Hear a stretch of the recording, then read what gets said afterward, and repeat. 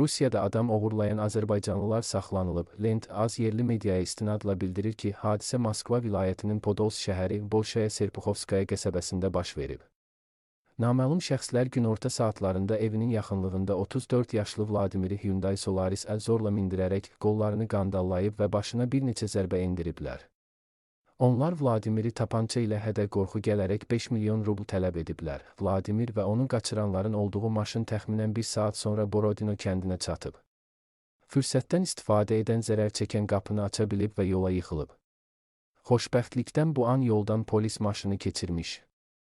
Hüquq mühafizə orqanlarının əməkdaşları şübhəli hal olduğunu tez başa düşüblər. Vladimir azad edilib və onu qaçıranlar saxlanılıb. Məlumata görə cinayətkarların 2 Azərbaycan vətəndaşı, aşpaz və kuryer və Rusiya vətəndaşı olan sahibkar olduğu üzə çıxıb. Onlara qarşı adam oğurluğu maddəsi ilə iş açılıb. Təqsirləndirilən şəxsləri 12 ilə qədər həbs gözləyir.